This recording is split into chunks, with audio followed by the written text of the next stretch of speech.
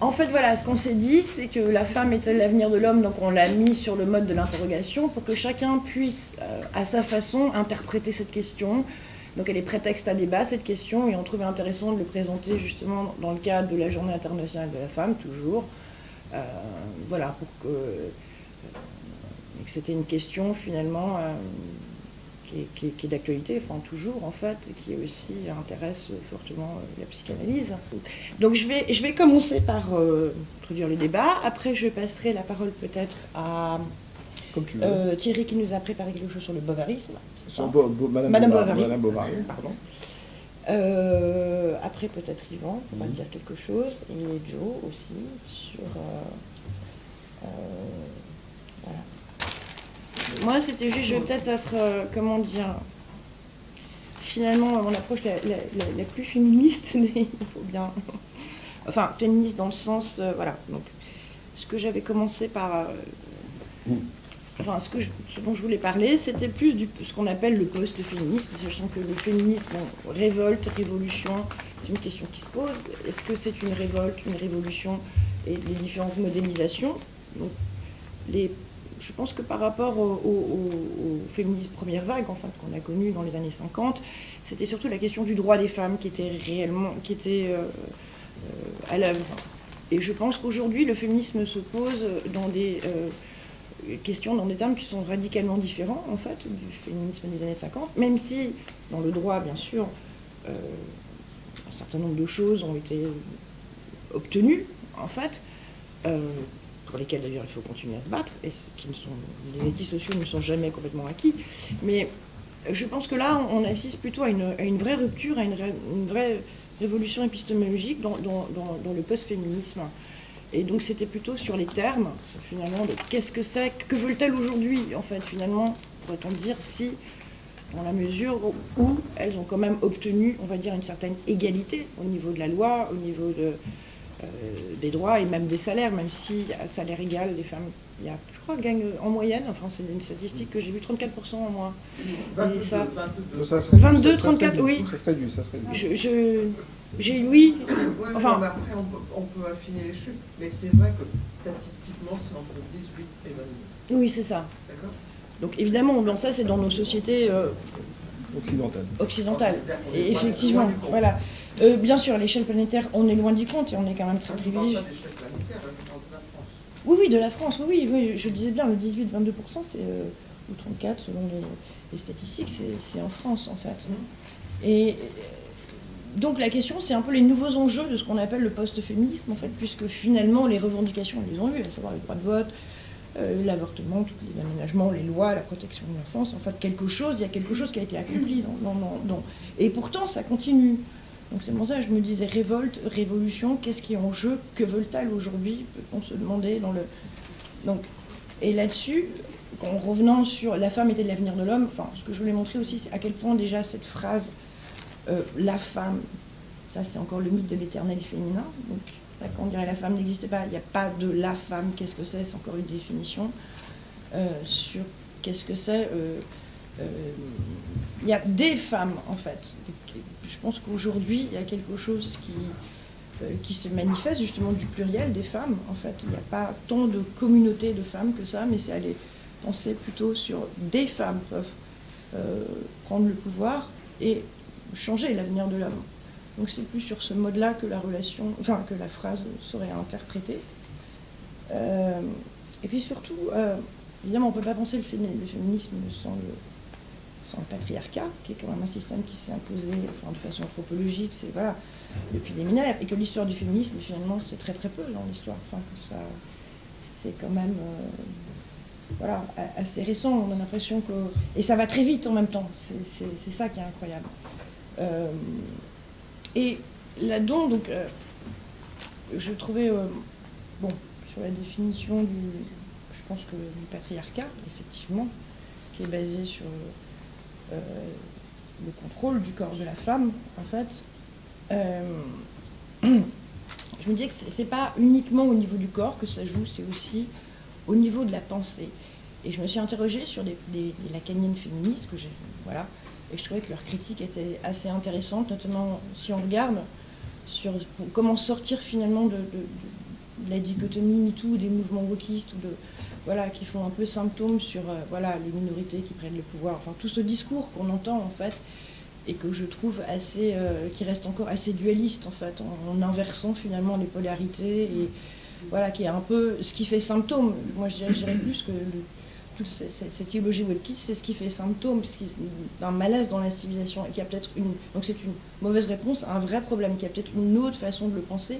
Et je me suis dit, mais tiens, qui allait voir, et c'est, enfin, voilà, mon regard s'est porté sur notamment Lucie Rigari qui dit cette phrase que pour montrer que ce qu'elle demande, c'est vraiment un changement de paradigme. C'est le primat du phallus, c'est de penser le féminin autrement que par rapport au phallus, en fait. Donc ça, par rapport au primat du phallus. Donc ça, c'est toute une critique qui a été exercée et que je trouve assez intéressante par rapport notamment à toute la pensée freudienne et lacanienne, à savoir quand on voit les terminologies, bon, le pouce à la femme, le pétophallique, enfin voilà, ce qui est quand même aussi une terminologie qui est aussi extrêmement genrée, on va dire. Et bon, moi, il y a une autre façon peut-être aussi, et c'est assez intéressant de le voir comme ça. Moi, j'avais une prof qui travaillait sur la question du genre et qui était lacanienne, qui disait qu'à chaque fois, systématiquement, on remplaçait le pétophallique par le symbolique, en fait.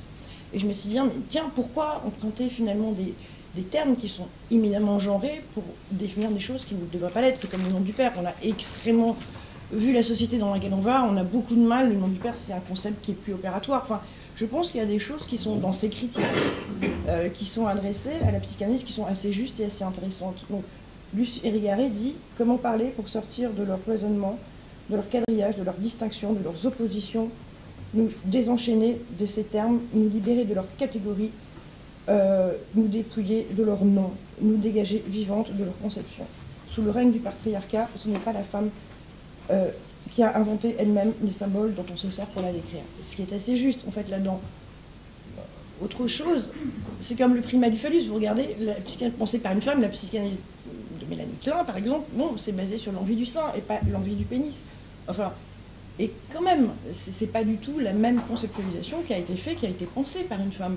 Le sexe féminin pensé par un cerveau masculin, ça aboutit pas aux mêmes choses. Et moi, je trouve très intéressante aussi Antoinette Fouque quand elle explique finalement le patriarcat par l'envie d'utérus, en fait. Donc là, Freud nous a martelé avec le pénis 9, mais en fait, fondamentalement, au fond, pourquoi l'aliénation et la maîtrise du corps féminin est à la base, c'est parce qu'il y a cette envie d'utérus, en fait. Et qu'est-ce que les hommes veulent contrôler et envie, finalement, aux femmes, c'est leur pouvoir de procréer et leur pulsion créatrice et leur pulsion de vie, en fait. Et c'est ce qui leur manque. Et c'est comme ça, et je trouve que cette explication est éminemment pertinente et juste, et qu'il y a aussi des femmes qui ont été critiques à l'égard de la psychanalyste et qui essaient de faire avancer les choses, et que je trouvais que c'était une piste intéressante, notamment sur ce qu'il y a aussi à repenser autrement du féminin. Je me suis aussi intéressée à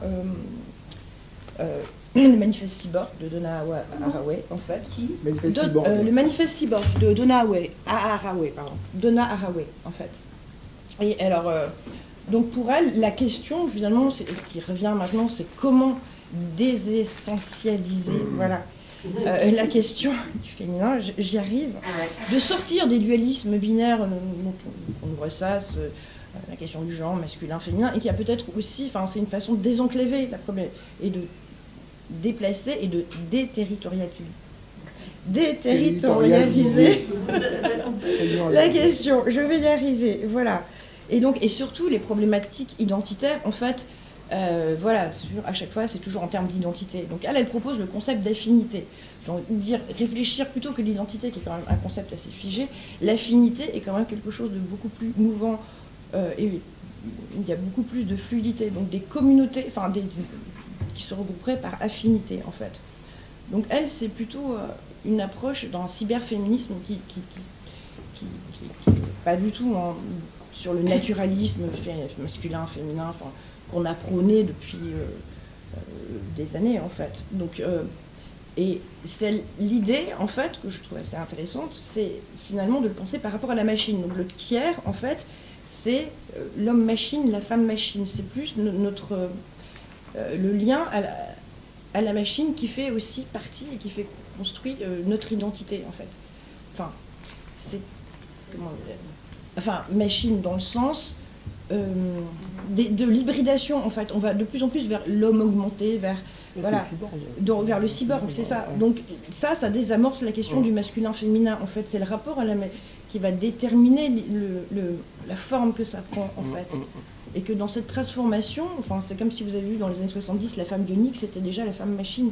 Enfin, elle n'est plus ni homme ni femme, il y a quelque chose qui est désamorcé de ce clivage, en fait, par justement le tiers, qui devient la machine. C'est notre capacité, finalement, à faire avec mais ça le cyber. Ouais. Ça désexualise. Ça déplace la question. Ça désexualise, ça déplace la question de désexualiser, non, en fait, mais il est pensé autrement, le sexe.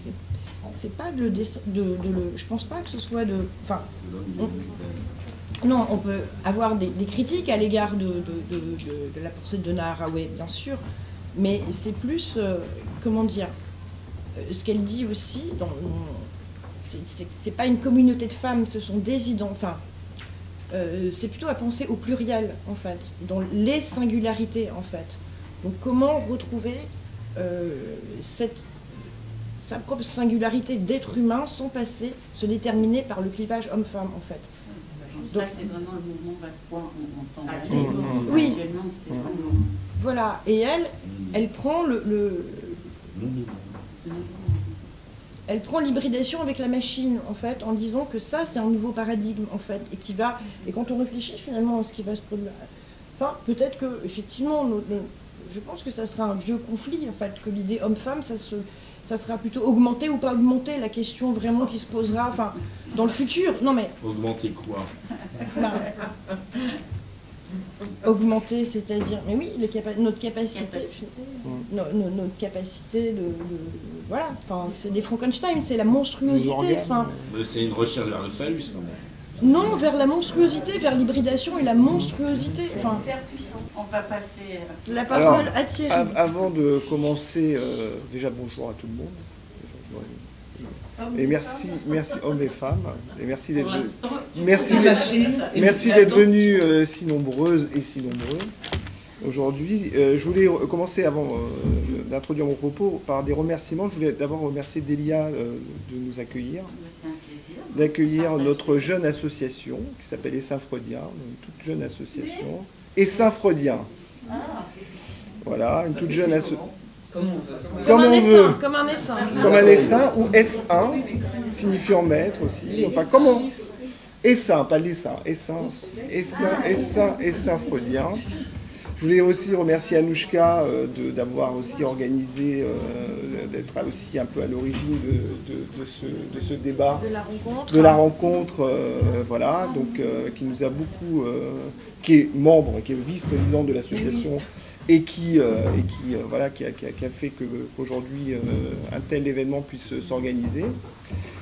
Et donc, je vais essayer d'interroger un petit peu la place de la femme dans la psychanalyse, en m'appuyant sur, pas n'importe quel livre, sur Madame Bovary.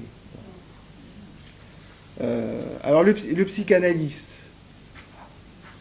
Le psychanalyste, c'est la première personne au monde à écouter non pas tant ce que les autres ont à dire, même s'ils écoutent, mais ce qu'il a à dire lui-même. Et il y attache d'ailleurs beaucoup d'importance à ce qu'il a à dire. Et notamment, j'entends parfois autour de moi certaines personnes, et parfois même certains psychanalystes, dire qu'ils ne savent pas ce qu'ils disent. Ce qui est quand même inquiétant quand on se met à dire ça.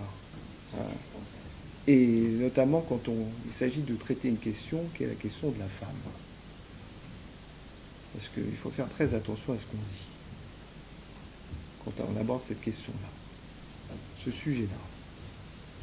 Et la question en fait que je pose aujourd'hui, donc en m'appuyant donc sur Madame Bovary, est-ce que Madame Bovary est une figure de femme?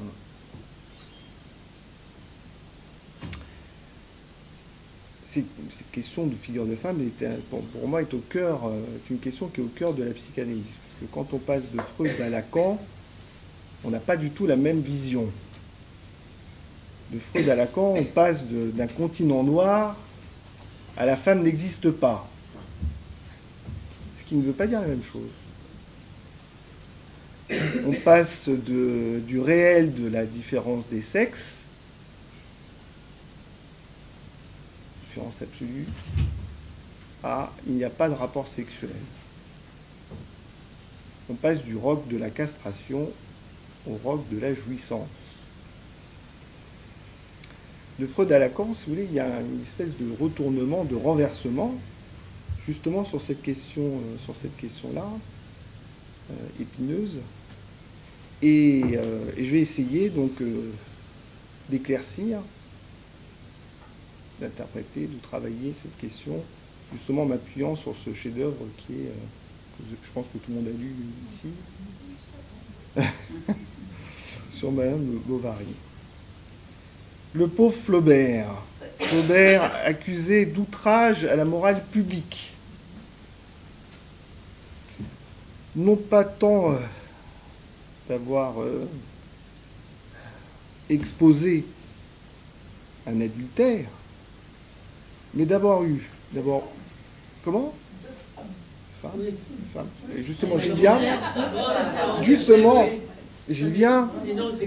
Mais d'avoir osé, j'irais même d'avoir eu l'outrecuidance de prendre une femme comme héros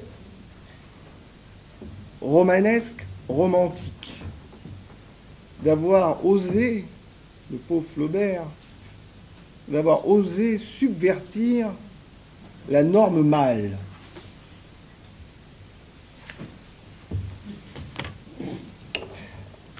Flaubert disait, Madame Bovary, c'est moi.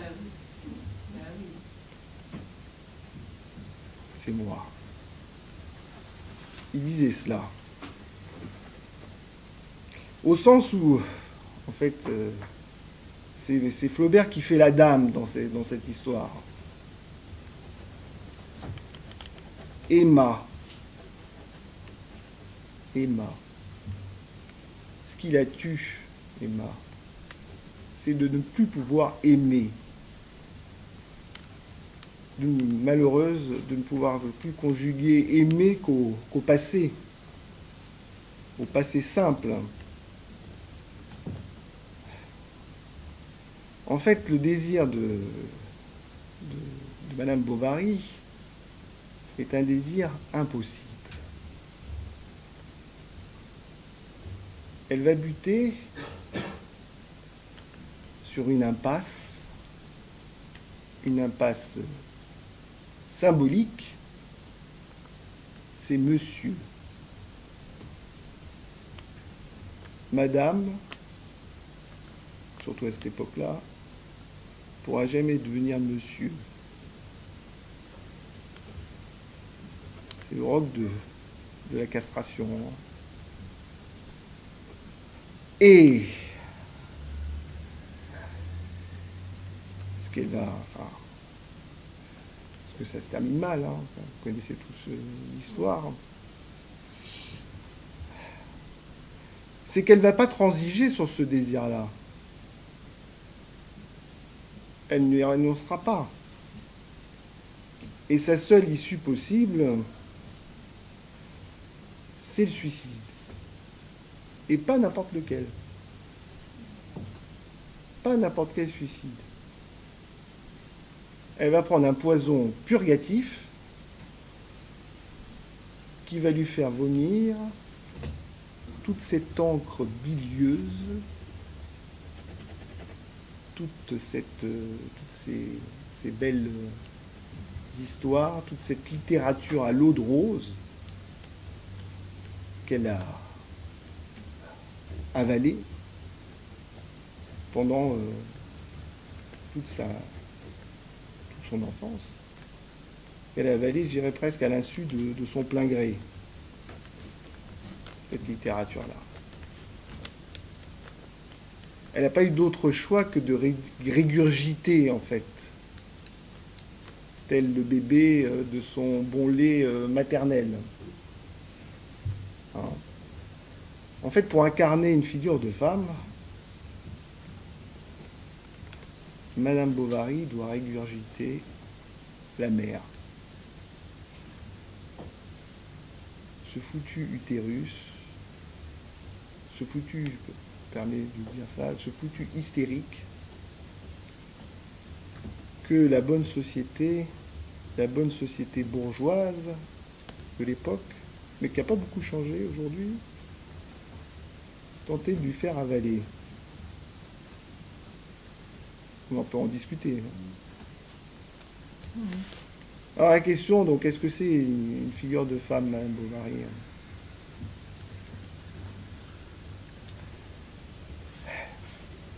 Pour incarner une figure de femme, Madame Bovary doit prendre des habits d'homme, de ces héros romantiques issus de ces livres de chevet. Alors, est-ce qu'on est plutôt Julien Sorel ou Edmond Dantès, tous ces héros romantiques du 19e. Hein. Elle n'a pas d'autre choix que de prendre des habits d'homme pour pouvoir incarner cette figure de femme. Et elle va la chercher, cette figure-là, d'ailleurs, pendant toute sa vie, jusqu'au suicide. Sa seule issue. D'ailleurs, il y a une illustration assez amusante de ça, un livre, un film américain que vous avez certainement de cette métamorphose ratée. Je ne sais pas si vous avez vu ce film pour moi qui est un chef-d'œuvre, mais on peut toujours en discuter, de Blake Edwards, qui est Victor Victoria. Une femme qui prend les habits d'homme pour jouer un rôle de femme.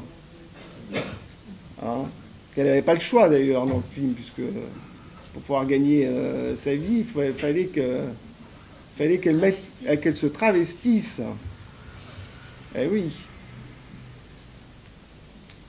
Et donc dans cette bonne société bourgeoise d'hier, mais j'ai réussi un peu aujourd'hui, parce que moi je dis toujours, mais on peut toujours en discuter, rien de neuf sous le soleil. Hein. Malgré tout ce qu'on peut dire, mais l'idée c'est d'en débattre. Hein. La bonne société bourgeoise, je dirais, n'a rien d'autre à lui proposer, si ce n'est la figure de la mère ou de la putain. Hein.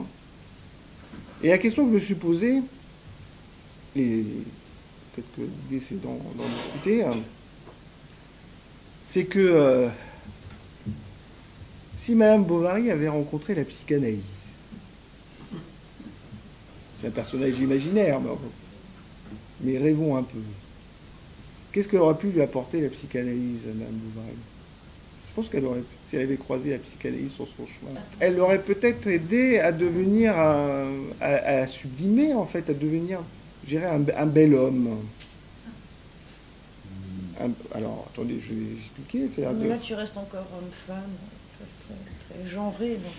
On fait un procès. Alors, allez-y. Ouais. Procès de sorcière, t'as raison. D'être entendu sur son féminin. Aussi. Mais je dirais que la psychanalyse aurait pu l'aider justement à incarner le bel homme, sans être obligé de se déguiser, de se travestir. Je termine. Et après, vous allez pouvoir tout contester, sans avoir besoin de se déguiser, de se travestir, de passer justement par la mascarade hystérique. Voilà, de l'aider justement à être le bel homme qu'elle désire. C'est Madame Bovary. Voilà ce que je voulais vous dire. Oui, c'est court, mais... Alors, on va enchaîner, peut-être maintenant, s'il n'y a plus de questions, sur Yvan, qui va nous parler, justement, du cas Schreiber, en fait. Généralement, du pouce à la femme. Voilà, dans la problématique du transsexualisme. Ouais, après, il y a, on peut dire, dysphorie de genre, transsexualisme. Maintenant, la mode, il y a une prolifération de la dysphorie de genre. C'est comme ça, c'est une... Voilà. Et en gros, je voudrais, si je veux résumer d'un trait, voilà, l'énoncé « la femme est l'avenir de l'homme » est un énoncé psychotique. Voilà. C'est peut-être un peu outré, mais on peut dire ça. Je vais essayer, alors, évidemment, comme tu l'as dit, ça part de Schreber, ce martyr, martyr de la psychanalyse, au sens de témoin, il a donné un témoignage extraordinaire, et dont Freud a fait un de ses 5 cas princeps. Est-ce que je rappelle Schreber, ou est-ce que c'est... Je vous rappeler... Oui, j'imagine que tout le monde connaît le cas du président Schreber. À grand entrée, comme, en louche comme ça. Il a été nommé président de la cour d'appel, et c'est là qu'il décompense. Comment? Non. Délire pour les gens. Oui. Avec cette phrase qui s'impose à lui, ce doit être une chose singulièrement belle que d'être une femme en train de subir l'accouplement. Là, sensation de mort imminente, idée suicidaire, dissolution de l'identification. Alors c'est intéressant parce que ça s'est produit au domicile de sa mère, et Lacan, je vais y revenir, dit quelque chose là-dessus. Ça a été une sorte de dissolution de l'identification par laquelle il avait assumé le désir de la mère jusque-là. Et Lacan, dans une question préliminaire à toute psychose, dit « Faute de pouvoir être le phallus qui manque à la mère, il lui reste la solution d'être la femme qui manque aux hommes. » Bon, donc énorme déréliction de ce brave président Schreber, mais heureusement pour lui, en tout cas, la situation, en dialectique clinique, on va dire ça, la situation va se retourner. Parce que il se sentait un cadavre lépreux, il était l'objet d'un complot, paranoïa, qui a pour but de le livrer à Fléching, qui sera son médecin, et à Dieu, qui va se livrer à des abus sexuels, il sera abandonné à la putréfaction, meurtre d'âme, il sera une putain féminine, la putain de Dieu. Voilà. Avec évidemment la menace d'éviration, donc castration dans le réel. Ce que Lacan va isoler comme mort du sujet dans son séminaire, non, dans une question préliminaire, c'est pas souvent un séminaire sur la psychose. Schreber, lui, parle du meurtre d'âme ou du rapt d'âme. Il se sentait un cadavre lépreux. Voilà, c'est pas mal. Hein.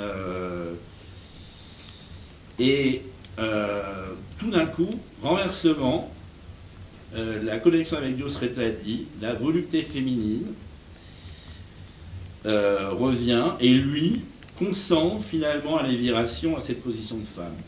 Voilà. Le monde et lui-même se revitalisent. Et on assiste au passage du refus outragé à une sorte de pousse à la femme, j'en parlerai plus tard, c'est-à-dire d'aller vers son destin de femme, son destin voluptueux, voilà, fécondé par des rayons divins, voilà. Donc, avec une volupté sans limite, asymptotique. Et pour se maintenir quand même, il devait aller tous les jours devant son miroir, il témoignait qu'il était une vraie femme. Il a écrit ce texte à la fois, je dirais, pathétique, comique, admirable, courageux. Enfin bon, on peut voir, en tout cas Freud n'a pas loupé le truc, et il s'en est abondamment servi. Donc qu'est-ce que Lacan a dit? Parce que, bon, ça c'était... Lacan, il a parlé du transsexualisme à trois occurrences. D'abord, le 20 janvier 1971, dans un discours qui ne serait pas du semblant, Lacan a conseillé à ses auditeurs la lecture du livre de Stoller, Sex and Gender, qui était le premier livre d'un psychanalyste, c'était en 1968, un psychanalyste américain, sur le transsexualisme. Il affirme que le livre est intéressant, que le transsexualisme est un sujet important, et que les cas présentés sont très bien observés, mais, alors c'est ça, il remarque surtout que l'auteur n'a pas à sa disposition d'appareil dialectique qui lui permettrait de traiter les questions posées par ces cas, et qu'en conséquence, il rencontre les plus grandes difficultés pour les expliquer. Et tout ça parce que Stoller ignore la forclusion lacanienne. Et Lacan s'étonne que la face psychotique de ces cas ait été complètement éludée. Voilà. Donc, la forclusion lacanienne, je cite, ne lui est jamais parvenue aux oreilles, ce qui explique tout de suite et très aisément la forme de ces cas. Alors brièvement, dans Ou pire, Lacan parle un peu aussi du transsexualisme. Je cite, c'est en 71, donc c'est toujours dans les mêmes années. Hein, Lacan souligne que pour accéder à l'autre sexe, il faut réellement payer le prix, celui de la petite différence qui passe trompeusement au réel par l'intermédiaire de l'organe. C'est en tant que signifiant que le transsexualisme n'en veut pas, et non pas en tant qu'organe. Et Lacan finit par noter l'erreur commune qui ne voit pas que le signifiant c'est la jouissance et que le phallus n'en est que le signifié. Le transsexualisme ne veut plus être signifié phallus par le discours sexuel qui, je l'énonce, est impossible. Enfin, dans L'étourdi, c'est là qu'il va forger ce terme de pousse à la femme. Voilà. Et L'étourdi, c'est pareil, c'est 1972, donc on est dans les mêmes années. Dans ce texte de 72, Lacan fait un pas de plus. Il va faire un pas de plus, il parle des canteurs logiques de la sexuation. Et surtout, pousse à la femme, il va le qualifier de forçage sardonique. Que je trouve assez vrai, assez drôle. Il faut rappeler que cet adjectif vient du nom d'une racine qui était, en provenant de Sardaigne, l'herba sardona, dont l'ingestion est toxique, on va retrouver pour Madame Bovary d'ailleurs, et provoque un rictus. Si ce rictus tient donc plus de la grimace que du sourire, c'est qu'il est l'indice de l'approche du trou dans le symbolique, lorsque plus rien ne le voile. Ça apparaît à ce trou que les sujets psychotiques, parfois effectivement jusqu'à incarner cette figure d'exception qui peut se spécifier d'être la femme qui n'existe pas. Donc, je vais un peu développer, en gros, la structure logique et clinique. Je vais essayer de faire le plus vite possible, le plus synthétique possible, mais c'est pas toujours facile. Mais je vais, bon, voilà. Tel que sur tous les travaux de Marcel Tchermak,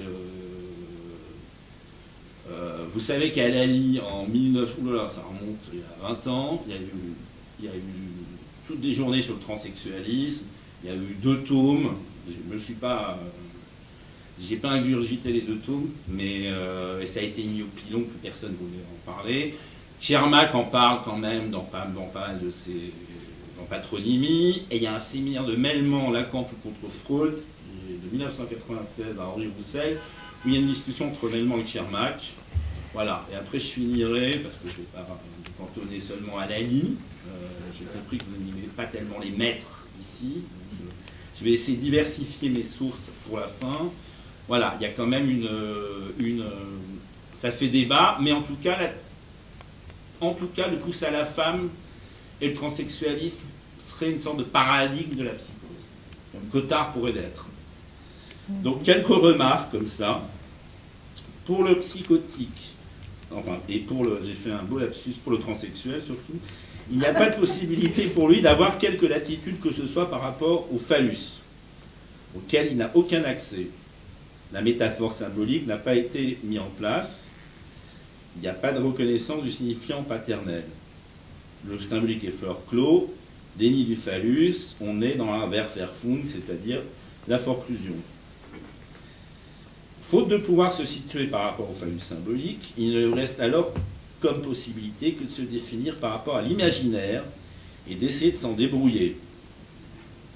Et c'est pour s'en arranger qu'il essaye, en réglant son compte à l'organe, que ce soit par un traitement hormonal ou par carrément une intervention chirurgicale, c'est-à-dire l'éviration, de mettre en place un rapport imaginaire qui tente de se substituer au rapport symbolique impossible. c'est la fameuse tentative erronée, selon Kiermak, qui n'assure rien, puisque, comme le disait Lacan, ce que je rappelais là, l'erreur du transsexuel est de prendre l'organe pour un signifiant. Alors, le transsexuel, il a la conviction d'appartenir. Il n'a pas en même temps, c'est ça qui est intéressant.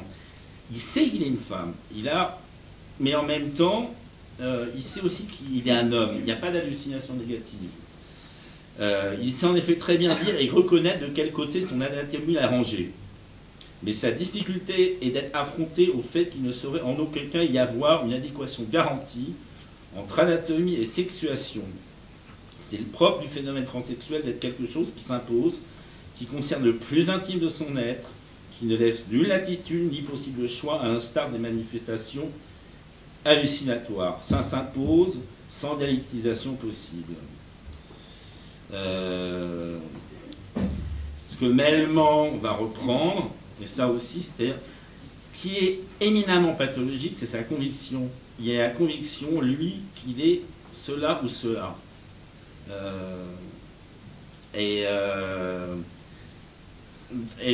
Mellman continue, dans la mesure où le phénomène de la conviction passe toujours obligatoirement par cette référence à l'instance phallique, où il va apparaître de façon très claire que c'est là pour lui la seule façon d'assurer ce que j'ai pu appeler un point fixe, la seule façon de se tenir à la représentation qu'il a donnée et à la seule manière de faire valoir son appartenance à l'humanité. C'est une conviction inébranlable. La mettre en cause, ce serait l'équivalent d'une condamnation à mort. Donc, conviction dans son mécanisme délirante. Il y a quelque chose de, comme disait Schreber, de subjectivement certain chez lui. Il se sent subjectivement certain. C'est une certitude, ça ne se discute pas. Du fait de cette particularité dans sa structure, le transsexuel, qui se constate imaginairement imparfait, comme Schreber, ombre d'homme bâclé à la 6-4-2, et à la base, serait même plutôt à la base logé à l'enseigne de l'ordure, du déchet.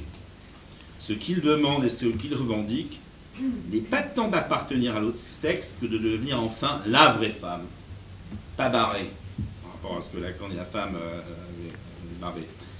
C'est-à-dire non pas de pouvoir trouver sa place au logis du côté de la mascarade phallique dans son versant féminin, qui serait une position perverse, mais d'être celui qui, enfin, parfaitement accompli, ayant enfin trouvé l'unité, ferait advenir une nouvelle lignée affranchie de toutes ses contingences.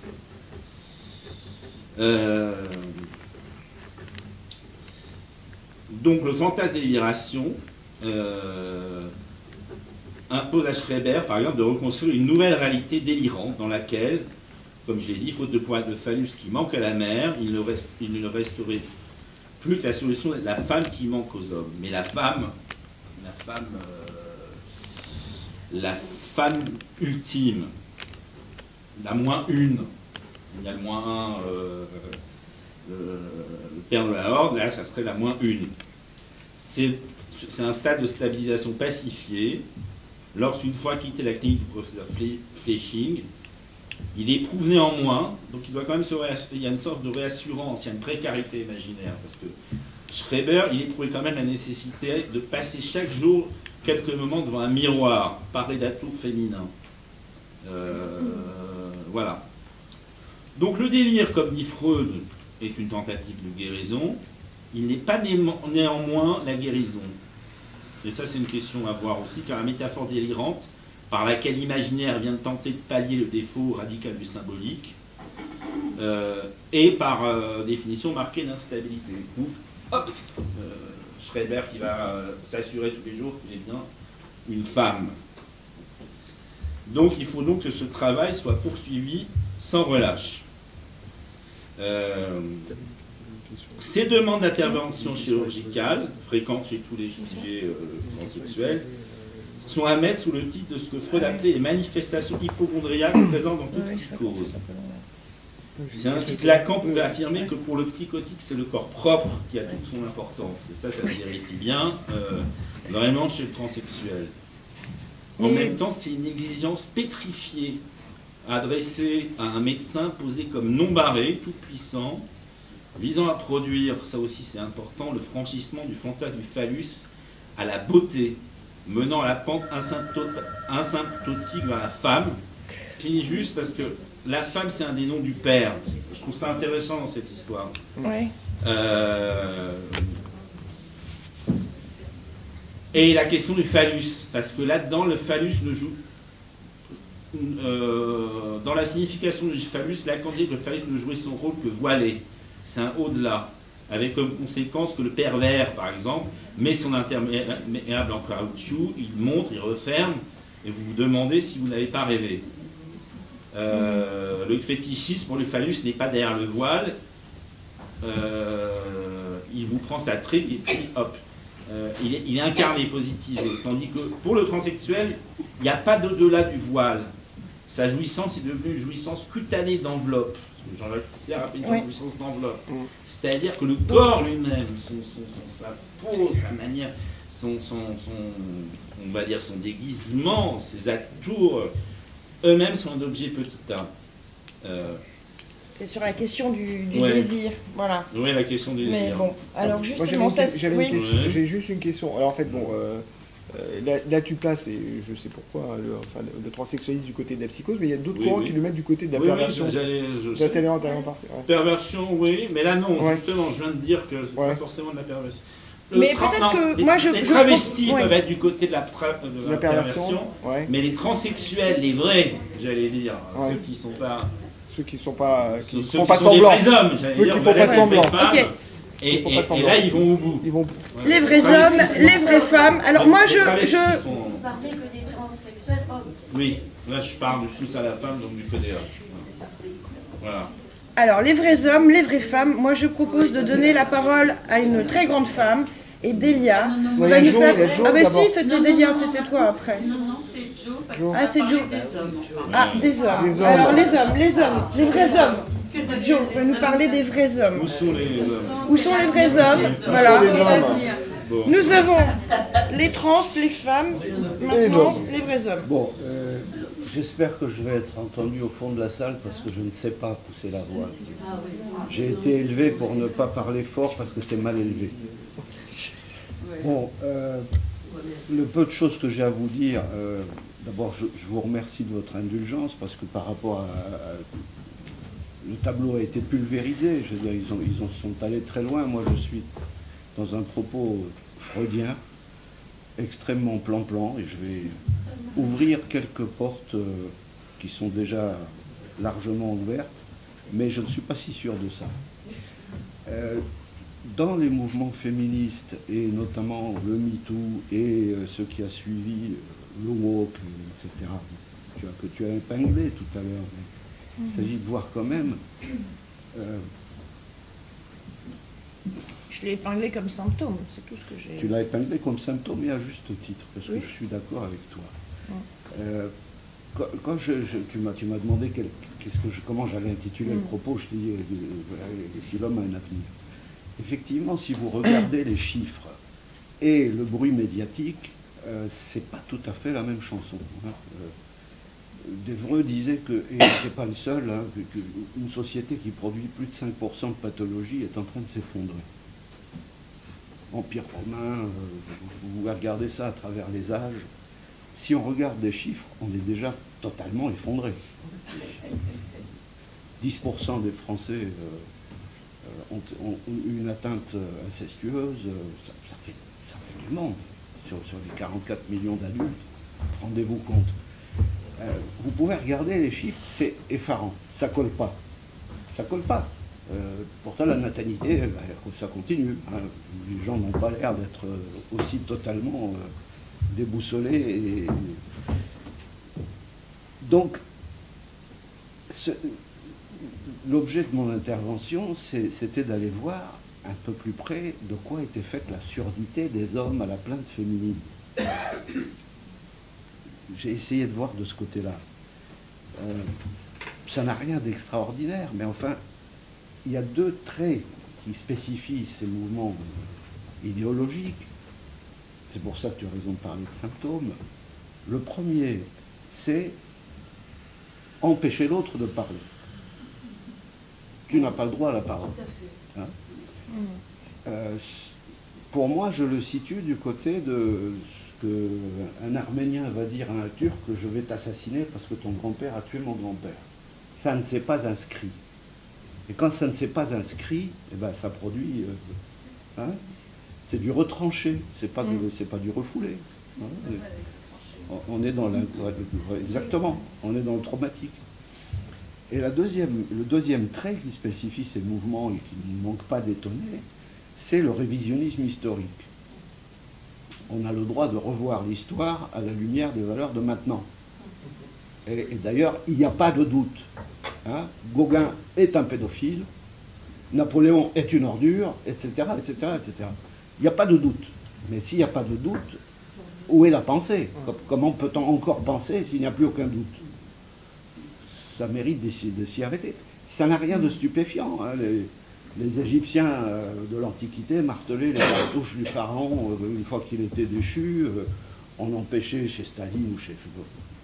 Hein, il n'était pas question d'avoir le moindre doute, etc. Donc c'est des airs connus, mais ça surprend quand même. Il y a une aspérité surprenante dont on se demande d'où elle perche. Ce que tu dis, c'est ça, c'est la pensée totalitaire, en fait. C'est pas n'importe quelle pensée totalitaire. C'en est qu'une.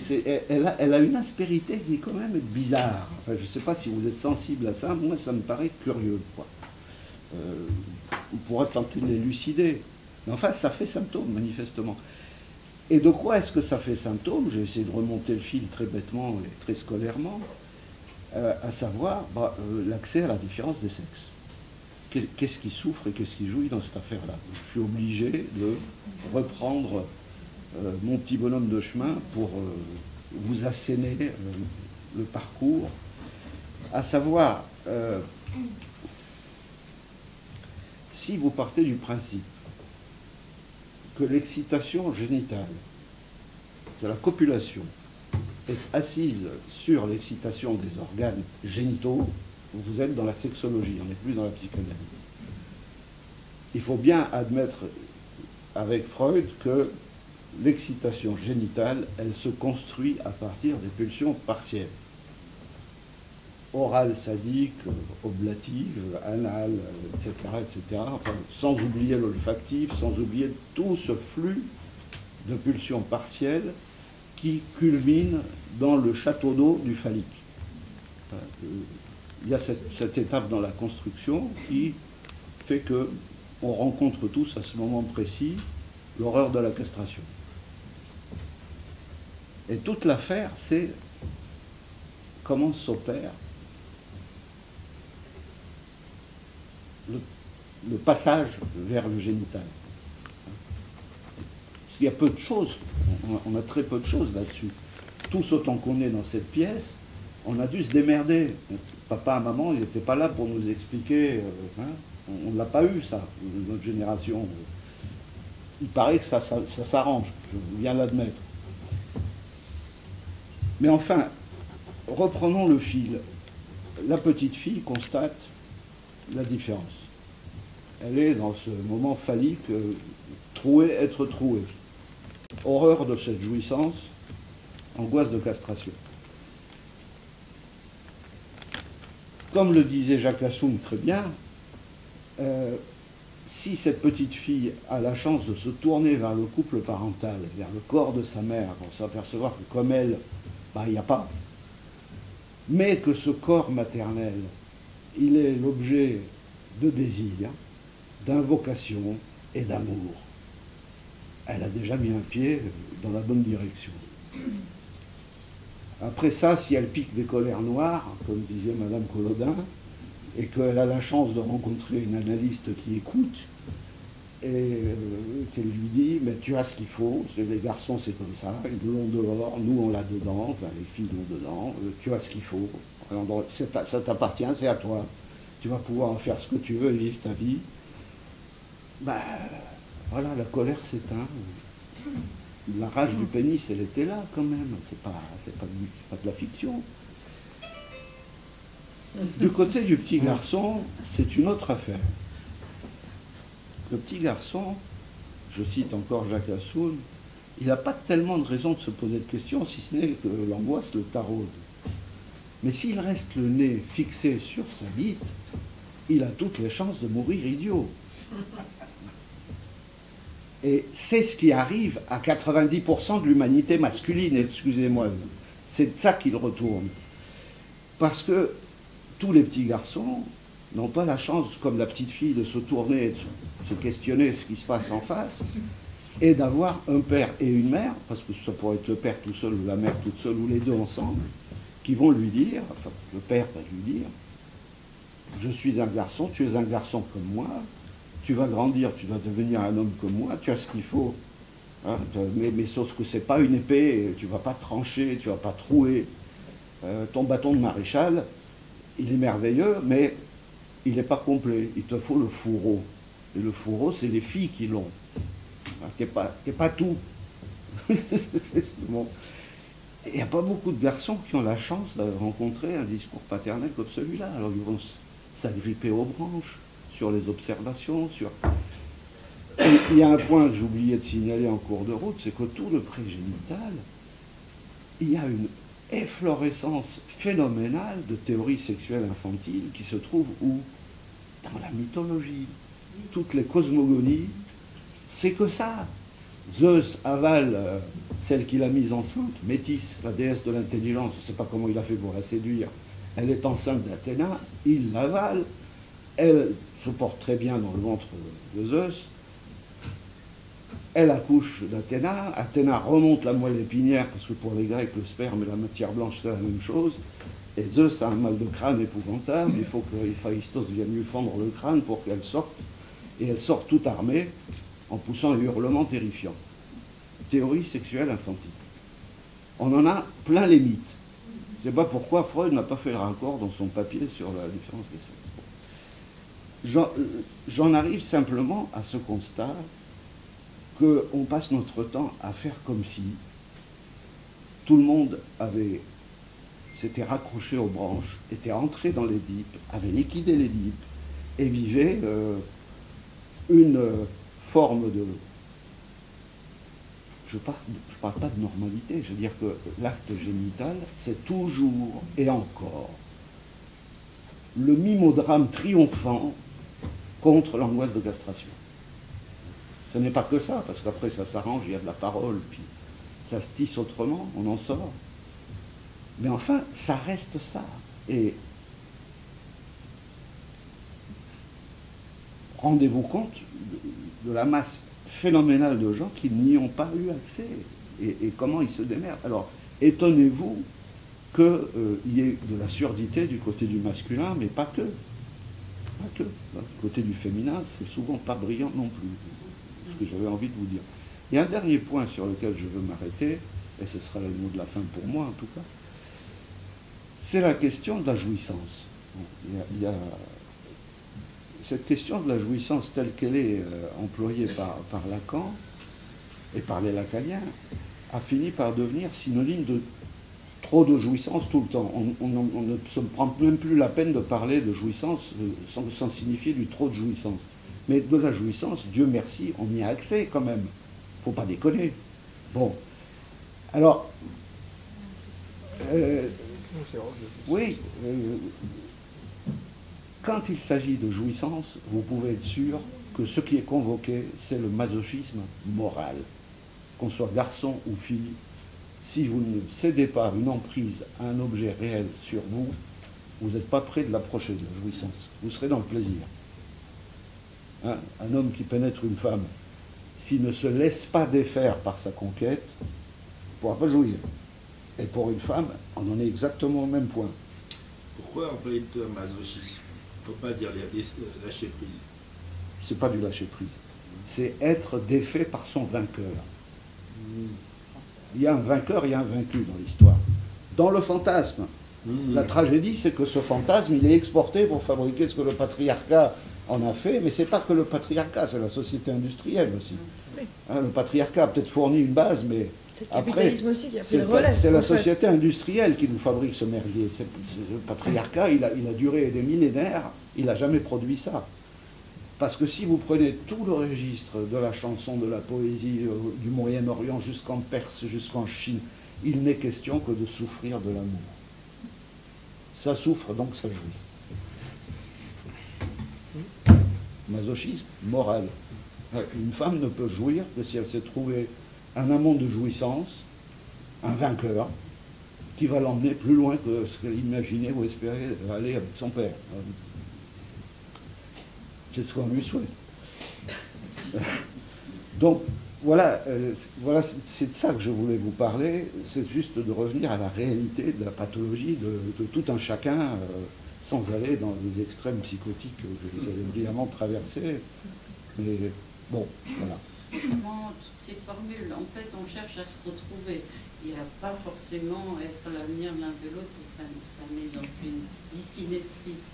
Moi, je dirais qu'au fond, finalement, le plus important pour tous, que ce soit masculin ou féminin, les femmes ou les hommes, c'est la question du féminin. Alors, le féminin tel qu'on entend en psychanalyse, c'est-à-dire au-delà du phallus, justement. Ce qui permettrait, je pense,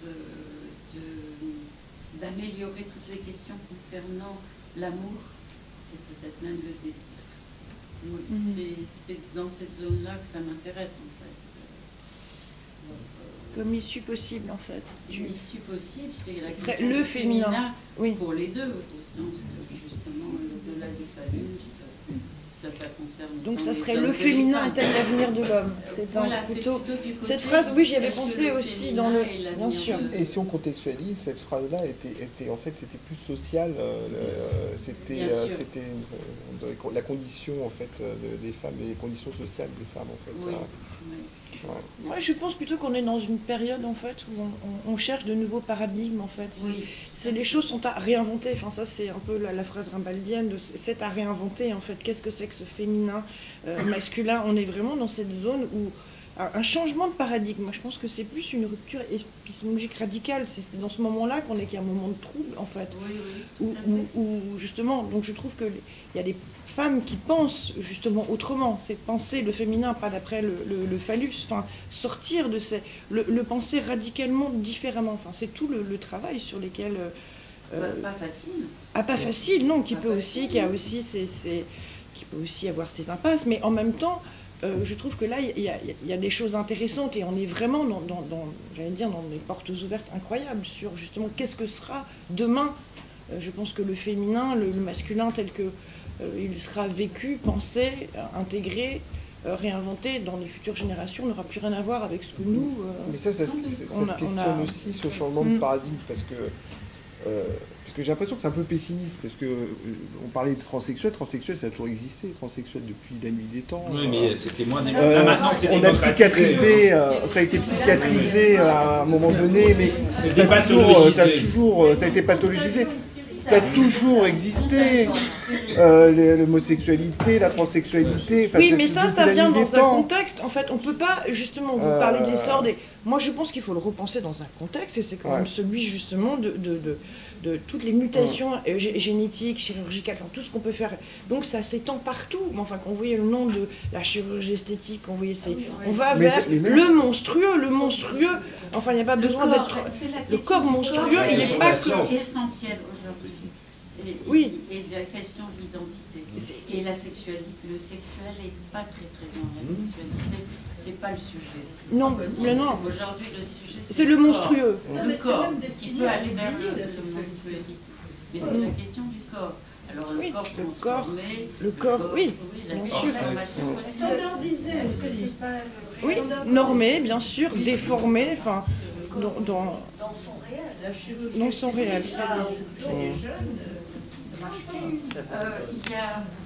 semble qu'il y a une autre chose qui nécessite le changement de paradigme. C'est qu'on est dans une époque, ça me choque toujours, où on juge les paroles. Les quoi? Les paroles. On juge les paroles. C'est-à-dire qu'on ne dit pas je suis d'accord ou je ne suis pas d'accord, on dit c'est pas bien.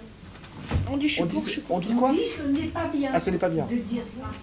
Et que ça, c'est une attaque justement au féminin de chacun. dont on parle, le féminin, aussi bien des hommes que des femmes, c'est-à-dire ce qui est en train d'émerger du réel et qui n'est pas forcément très intégré dans le symbolique, qui est... Voilà. Et ça je veux dire, ça met une ambiance qui pousse vers le conflit, vers ce que vous disiez, c'est-à-dire l'espace de la jouissance, et pas seulement le symbolique. C'est très... Ben oui. Oui, non, mais c'est retrouver peut-être justement l'intégration, enfin cette capacité d'intégration, c'est aussi la capacité à être dans la nuance en fait, et dans l'ouverture. Et on voit très... Là, on est vraiment dans des clivages et dans des oppositions. Enfin, on sent une radicalisation dans le discours ambiant en fait. Il y a de moins en moins de possibilités d'espace de dialogue en fait. Il y a des affirmations, et ça on le sent, on le sent à peu près partout, ne serait-ce que dans l'espace médiatique, c'est un bon exemple en fait. Avec le principe d'accélération et le principe de facilité, on ne vit plus dans le principe de réalité, on est dans le principe de facilité. C'est-à-dire que l'extraordinaire déversoir pulsionnel que permettent ces interfaces et ces machines, ça change le régime du vécu. Oui, bien sûr. Ça nous rend... Il n'y a plus de manque, l'objet il est à portée de main. Et puis ça nous rend idiots aussi, hein. Ça nous rend complètement idiots. C'est un peu comme Pinocchio avec les oreilles d'âne qui nous poussent sur la tête. Hein. La jouissance de l'idiot, la masturbation. Ouais, c'est ça, ça nous rend complètement idiots. Ou chèvre, parfois avec l'informatique, quand ça marche pas, on devient complètement chèvre. Ça nous rend complètement idiots. Enfin, on peut espérer que les poètes nous viendront à la rescousse. Et les artistes en aide. Bah oui, parce qu'il n'y a plus que ça. Hein. Le seul vrai, le plus grand réaliste, c'est le grand poète. Quand c'est un grand poète, il n'y a plus de secours à attendre que de ce côté-là. Non, mais il faut aussi espérer que les jeunes auront suffisamment d'imagination et de créativité pour trouver dans tout ça. C'est un moment de méditation, donc c'est exagéré. Donc je pense que dans tout ça, ils vont essayer de trouver du vivable, quoi, du vivant. Mais ça va venir de chez eux. Je pense que ça viendra. Mais pour nous, je ne sais pas si on verra. Pour nous, c'est compliqué, mais je pense que pour les jeunes générations, ça sera peut-être plus facile. Il faut espérer que pour eux, ça soit plus... Comment interprétez-vous en ce moment cette floraison de films et de livres d'ailleurs, très autobiographiques? Il y a comme un retour sur l'enfance et sur l'histoire de chacun. Vous voulez dire en littérature? Oui, au cinéma. Il vient d'y avoir 4 films. Spielberg.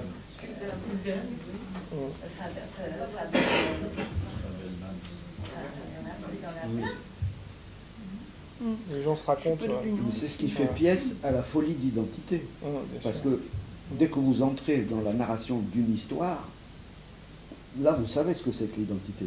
C'est plus l'étiquette. Justement, il y en a. C'est d'en sortir. Bah Il oui. y en a plein. Oui, il y en a. Mais heureusement. Parmi les poètes, peut-être pas, mais les créateurs en cinéma et en littérature, par exemple, oui, ils sont là-dedans. C'est pas. Et après tout. Parce qu'ils éprouvent de plein fouet la folie de l'enfermement identitaire.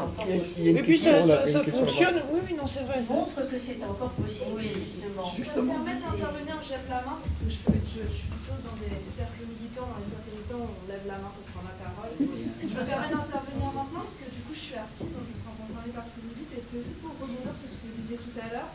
Vous avez dit aujourd'hui, on peut dire que Gauguin est un pédophile, que Napoléon est un... Je sais plus quoi, mais c'était pas très positif. Voilà, un salopard. J'ai écrit salopard, mais c'était peut-être ordure.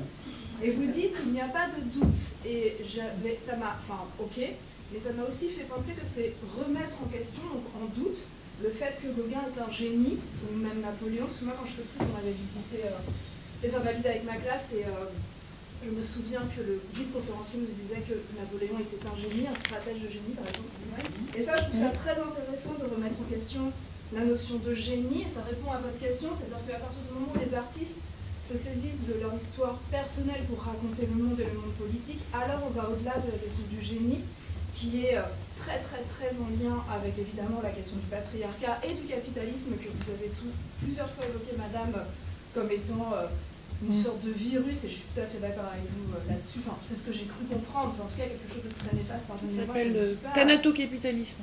Pardon? Thanatocapitalisme. Oui, voilà, ça c'est des choses que je comprends pas forcément, mais en tout cas vous m'avez compris, et ça la mort. c'est essentiel. C'est la mort. Et je trouvais intéressant, un peu plus tard dans les conversations, d'entendre comprendre le passage vers le génital, et là de nouveau le mot génie qui m'est apparu. Voilà, bah oui, le génie, dans le génital. Salut. Je me permets de prendre la parole en tant qu'artiste pour vous livrer ça. Le génital, on ne peut pas le sublimer, il est déjà génial. Voilà. Ah, ça c'est pas mal. Ça c'est belle. Vive le génital, la génitalité. Ouais, c'est pas mal. Voilà. On va dire. Merci beaucoup. On va vite aller vers le champagne. Oui.